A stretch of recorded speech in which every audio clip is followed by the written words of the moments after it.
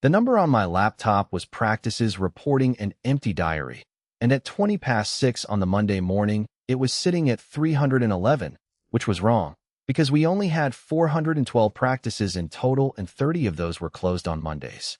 I had the kitchen table, a bowl with cereal going soft in it that I'd poured at some point and forgotten, and Fenella on speaker from the office landline saying the same 4 words every 90 seconds, which were "it's gone up again." I ran the diary lookup for a practice in Newport by hand, typing it into the little internal page we use for that, and it came back the way it had come back 40 times already. A green tick, no error, no complaint, and then absolutely nothing where 22 patients were supposed to be. That's the part that was making me feel sick. It wasn't broken in the way broken things are normally broken. It was cheerfully, confidently telling 400 dental practices that nobody was coming in today. Perry's phone rang out to voicemail on the 4th try. Ivor's went straight to a recorded woman telling me the person I was calling was unavailable, which I already knew, because I had known it since Saturday and had spent the last 2 hours refusing to properly think about it. Fenella came back on, and her voice had gone quiet and flat in a way I'd never heard from her in 3 years. "Adrian," she said, "Dr. Hollis has 31 people walking through his door at 8:30 and no idea who a single one of them is. I work at a company called Chairside, and Chairside makes the software that tells a dental practice who is sitting in the waiting room and when. That's it. That's the whole company. 412 practices, mostly small ones. Mostly the sort where the receptionist has worked there since 1998 and knows which patients need the last slot of the day because they can't manage the stairs before their tablets kick in. There were 2 of us who actually built the thing. Me and Ivor. He owned the patient records and the messaging, and I owned the diary, which is the part where an appointment gets made, moved, canceled, or shown on a screen. If the diary is down, a dental practice does not have a bad morning. It has no morning. I'd been there for years. I knew which practices booked hygienists in half slots and which ones had a receptionist who typed room numbers into the notes field because she didn't trust the room picker. When I went to Spain the summer before, the online booking form fell over on the Wednesday, and Ivor fixed it in 40 minutes and sent me a photo of the fix with a rude caption, and that is the level we operated at. 2 blokes, one very old and very reliable program, and a phone that occasionally went off at 4 in the morning. The reason I cared about any of it, at that point in my life, was a 6-year-old called Tess. Tess is my daughter, and Tess has a speech and language delay and a sensory processing thing that means a hand dryer in a public toilet can take an hour out of everyone's day. In the January, we'd finally got to the end of a 2-year wait and been told, in a bright little room with a poster of a whale on the wall, that the local service could offer her 1 block of 6 sessions and then a review in the spring of the following year. The private clinic in Chester could take her twice a week from September. Speech on the Tuesday, occupational therapy on the Thursday. £1,140 a month. Josie is a district nurse and had already picked up every extra shift there was to pick up, and the maths only worked if the senior role Perry kept dangling in front of me turned into an actual job title with an actual number attached. Perry was our chief technology officer, which at a company with 2 engineers is a joke you have to keep a straight face through. He'd come to us 14 months earlier from somewhere enormous, somewhere with 300 engineers and a barista, and he talked about that place the way people talk about a war they were in. In my head, I called him the keynote, because every conversation with him eventually became one, complete with the pause before the important bit. He had a thing he did with his glasses. Whenever he was about to disagree with you, he'd take them off, breathe on both lenses, and polish them on the hem of his shirt, and you had a good 4 seconds to watch it coming. And he was not a monster. I want that on the record because it made everything afterwards worse rather than better. He asked about Tess by name every Monday, not in the performative way, just quietly at the end of a call, and in the February he drove 40 minutes on a Sunday evening to drop off a weighted blanket that had belonged to his own daughter because I'd mentioned once that Tess wasn't sleeping. He wouldn't come in. He handed it over on the step and said his wife had washed it twice, and then he went home.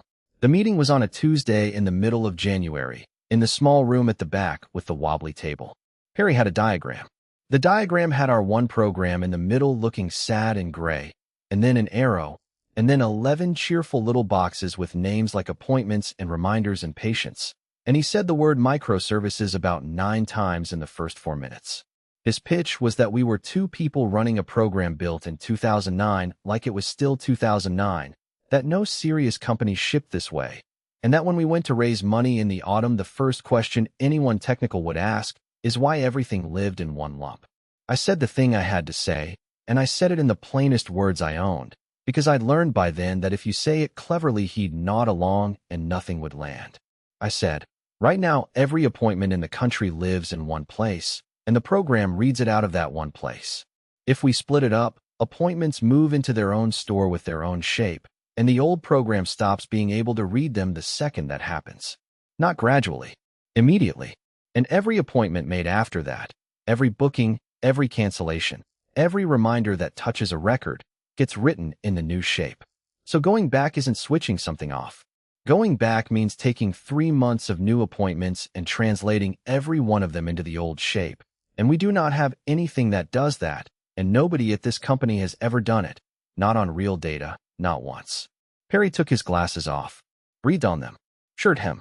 If it goes badly, he said, we roll it back. With what? I said. He put the glasses back on and told me that everywhere he'd ever worked had a way to roll back.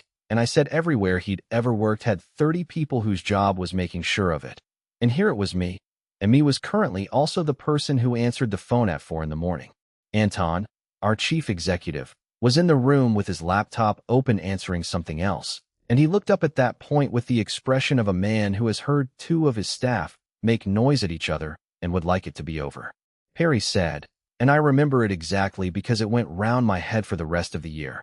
Adrian, I need people who can build the thing, not people who can list me reasons it's hard. That's how it ended. I said I'd write the plan. 10 minutes later, Miran, our part-time tester, who worked Tuesdays and Thursdays and was the only person in that building who ever read anything properly, messaged me and asked if the going back plan could be written down where she could see it, in words, with steps, because she wasn't going to sign off on a switchover she couldn't undo. In the kitchen at 4, Fenella asked me if the appointment screen was going to change, because if it changed, she needed 6 weeks to warn the practices, and when I said no, only the inside of it, she said, you say that every time, and took her tea back to her desk. I wrote the plan over the next few weeks around everything else. It came to 11 pages, and one of those pages was called What We Do If We Have to Go Back, and that page was honest. It said the translator did not exist yet, that Ivor would write it, and that it had to be run against a full copy of real appointments before we switched anything, and that until that had happened we should treat the switch as permanent. On the 9th of March, I was in a hospital car park in Chester with the engine off, waiting for Josie to bring Tess out of an assessment, and my phone had 3 missed calls and a voicemail on it. I listened to it with the window down.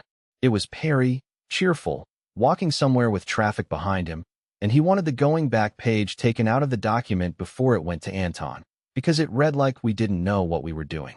I remember being annoyed in a low-grade way, and then Tess came out with a sticker on her jumper, and I put the phone in the door pocket and forgot about it. I never delete voicemails. I've got messages on that phone from a dentist in Carlisle who retired in 2022. Josie says my phone is a bin with a screen. The switchover was the Saturday of the 22nd of March, and it went, genuinely, beautifully. I was at the kitchen table from 6 a.m. until 9:30 at night with the heating on and Josie feeding me toast. The appointments moved across in 4 hours and 11 minutes. The 11 little programs came up one after another. And by the evening, I'd clicked through 9 practices diaries, and they all looked exactly like they'd looked on Friday. Perry rang at 10 to 10 and said, and he meant it kindly, you've made us a real company today. I slept for 11 hours. Ivor's translator got written in the first week of April. It was rough, and he said so, and he ran it against a test set of about 200 made-up appointments, and it worked on those. And then the online booking form started doing something odd with time zones, and he went off to fix that instead, and the translator sat where it was. Miran left in May. Her contract was up, and Perry decided not to renew it, because, he said in the all-hands, testing was something the whole team owned now.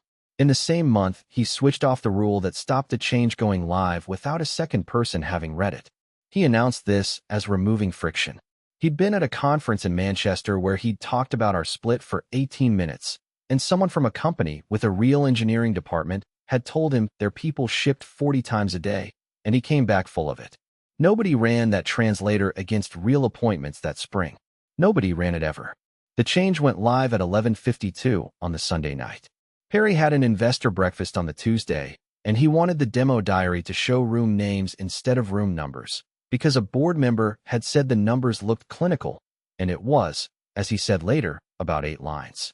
He pushed it himself, and it went straight out, because there was no longer anything standing between him and the live system, and nobody read it, because there was nobody left whose job it was to. My phone went at 11 minutes past 4.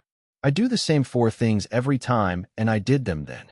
Silenced it before it woke Tess, got the laptop off the hall table, sat on the 3rd stair because the light in the hall is on a sensor, and looked at the health page. Everything was green. That's what took me the first stupid minute. Nothing had crashed, nothing had run out of memory, no machine was on fire. I pulled up a practice at random, the big one in Dumfries, and the diary came back empty. I pulled up another, and it came back empty. I went into the appointment store directly, and the appointments were all there, thousands of them, sitting perfectly happily, with the room written into them in a way the diary program had never seen in its life, and therefore refused to accept. And it didn't refuse loudly. It just quietly dropped every appointment it couldn't understand and showed you what was left, which was nothing. Then I looked at what had gone out on Sunday night, and I saw Perry's name on it and no other name anywhere. And I sat on that stair in the dark for about 15 seconds, not moving at all. The first thing we tried was the obvious thing. I put the previous version back at 20 to 5. Took 9 minutes. It made no difference whatsoever. And this is the bit I had to explain about 40 times over the next 2 days. The change wasn't the damage. The change was the thing that caused the damage. The overnight reminder run had started at midnight, 8 minutes after the change went out, and it had walked through every appointment in the forward diary for 412 practices to work out who needed a text message, and every single record it touched, it rewrote in the new shape. 260,000 of them. Putting the old code back just meant the program was now correctly written and staring at 250,000 appointments it couldn't read. Fenella got to the office at 6:15 because I'd rung her at 4:30, and she'd said, "Right," and hung up. The phone started properly at 7. By 7:10, she had both lines going and was writing practice names down the side of a paper notebook. And by 8, she'd filled 2 pages and started using the back. The second thing we tried was the backup. There's a snapshot of the appointment store taken every night at 11:30, which is 22 minutes before the change went out, which meant it was clean. I started the restore at 7:20, and it failed at 11 minutes in because there wasn't enough room on the machine. In May, to save about £90 a month, Perry had moved the appointment store onto the smaller of our 2 machines, and a restore needs to hold the old copy and the new copy side by side while it works, and it couldn't. I spent 40 minutes clearing space off that machine with Fenella's voice going in the background saying, "No, I do understand, I know, I'm so sorry," over and over. And when I finally got the restore to run, it would have put us back to 11:30 on Sunday night, which would have thrown away every appointment booked, moved, or canceled online since. And it would have left the appointment store telling one story while the reminders and the patient records told another. I stopped it. That was my call, and it was the right one, and it also cost us an hour. Anton arrived at 8:30 looking like he'd been up all night, which he had, because Fenella had rung him. He stood behind me and said, in a reasonable voice, the sentence I'd been dreading since 4 in the morning. "Can we not just put it back the way it was?" And I said it out loud, to the room, with Fenella listening on one ear and a dentist in Dumfries shouting into the other. There is nothing to put it back with. The old program is still sitting there, and it still runs, and it cannot read a single appointment made since the 22nd of March. The thing that would translate them across exists, and it has been run once, on 200 made-up appointments, in April, by Ivor, and it has never touched a real diary in its life. Nobody has ever done this. Not once. We built it so it only goes one way, and we all knew, and we did it anyway. Anton said, "Then get Ivor." Ivor was 2 days into a 10-day silent retreat at a place outside Mackinac. No phones. He'd handed his in at the door on the Saturday morning and put it in a numbered wooden box, and he'd told me about the numbered wooden box on the Friday afternoon like it was the funniest thing that had ever happened to him. I rang the retreat center at 20 to 9, and a woman called Bronwyn answered, and was very kind and completely immovable. They pass on messages for a death in the immediate family. Not for anything else, I said, and I'm not proud of this, that it was an emergency affecting 400 medical practices, and she said, gently, that she was sure it felt like one. Fenella looked up from her notebook and said, how far is it? 4 hours. And I said 4 each way, and by the time I got there and back it would be Tuesday. Perry came in at 20 to 10 in gym clothes with 14 missed calls on his phone and said, in the doorway, why wasn't I called? Nobody answered him. He stood behind Anton for a while, and then he said we should roll back, and I turned round in my chair and told him there was no back. There had never been a back, and that we'd had this exact conversation in January in the room he was currently standing next to. He took his glasses off and breathed on them, and I watched him do it, and I turned round again. The third thing we tried was mine, and it was stupid, and I tried it anyway, at 10:30, because by then a practice in Stoke had physically locked its front door. I brought the old program up and pointed it at the last clean copy of everything from before the switch and let practices see that. It worked. It came up in 6 minutes, and it showed every practice a perfect, beautiful, complete diary for the 22nd of March. 3 months stale. Dr. Hollis in Newport spent 4 minutes looking at a Monday from the spring, and then rang Fenella to ask why he was being told to expect a woman who had died in April. I took it down at 11 o'clock. What actually saved us was the reminder messages. Every one of those 260,000 appointments had generated a text message to a patient at some point, and those messages had gone out with a name, a date, a time, and a practice in them. And we keep a copy of every message we send for 7 years because a dental board made us. That was the record. That was the only complete record of what Monday and Tuesday and the rest of the week were supposed to look like. I wrote the translator myself. Not Ivor's one, mine, from scratch, from the messages, and I started it at 20 past 11 on the Monday morning, and I finished at 2:30 on the Tuesday afternoon, 31 hours, with 2 hours on Josie's sister's sofa in between because she lives 11 minutes from the office. Ivor's version died the moment I fed it anything real, in 2 separate places. It couldn't cope with a repeating appointment because it made a new record for every occurrence and the count went wrong, and it fell over completely on hygienist double slots, where 2 people are booked into the same room at the same time on purpose. Made-up data doesn't have hygienist double slots. Real Tuesdays are full of them. Fenella and a temp called in from the agency sat and read out the ones that wouldn't go across, one at a time, off the screen, and I typed them in by hand. 209 of them. The last one was a root canal in Kirkcaldy at 10 past 4 on the Thursday. We had 94% of the country's diaries back by Tuesday evening and the rest by Wednesday lunchtime. And by then 11 practices had told Fenella they were leaving and one had said it in writing with a solicitor's name at the bottom. The meeting was at 2 o'clock on the Wednesday in the boardroom, which is the same room with the wobbly table, just with the chairs turned around. Anton, me, Fenella, Perry, and 2 people from the board, one of whom was a woman called Cordelia who had flown in from somewhere and had not taken her coat off. Ivor was still in Wales, sitting on a cushion, blissfully unaware that his working life had happened without him. Anton said, "Walk me through it." And I did. Off 2 pages of notes I'd typed at 6 that morning, and it took 11 minutes, and I kept my voice completely flat because I didn't trust it otherwise. Perry went first with the shape of it.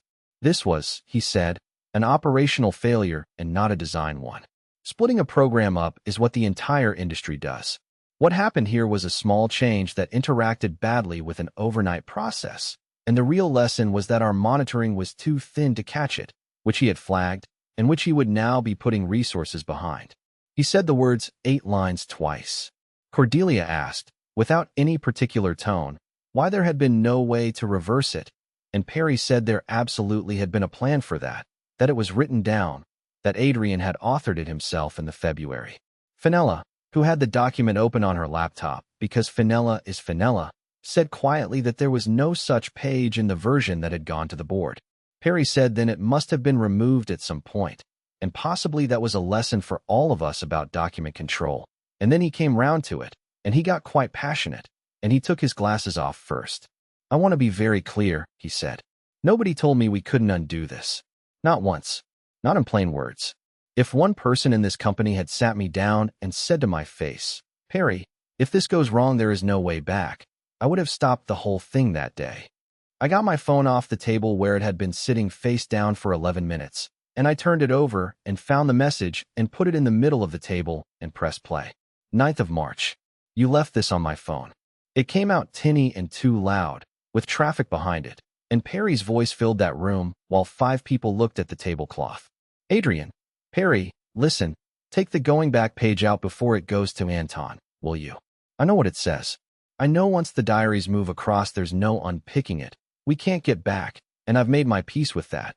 That's my call, and I'll wear it.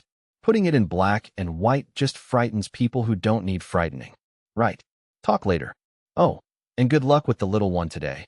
Tell her we're all rooting for her. His hand was halfway to his glasses, and it stopped there and stayed there. Cordelia asked me to play it again. I played it again. When it got to the part about the little one, Fenella put her hand over her mouth. Anton didn't look at Perry at all. He looked at the window, and when it finished, he said, Perry, would you wait outside, please? Perry was gone by the Friday. The line to the practices was that he'd left to pursue other opportunities, and the line inside the building was nothing at all, because Anton walked around the desks on Thursday morning and said the details were not going to be discussed, and that he'd personally read every word of every plan from now on, which lasted about 6 weeks and was still the nicest thing he'd ever said to me. Anton asked me on the Friday what it would take to keep me, and I'd had 2 days to be scared about that question, and I answered it in one go. The senior job with the title on the door and a number, and I told him exactly what the number was for, down to the Tuesday and the Thursday and the clinic in Chester. He wrote it on the back of Fenella's notebook and said yes to all of it before I'd finished the sentence. Ivor came out of Wales on the Saturday, switched his phone on in the car park, and rang me 11 minutes later to ask why he had 400 messages. Josie rang the clinic on the Monday with Tess sitting on the worktop eating the crusts off my toast. She put it on speaker and held the phone out towards me. Yes, I said. September. Both mornings, please.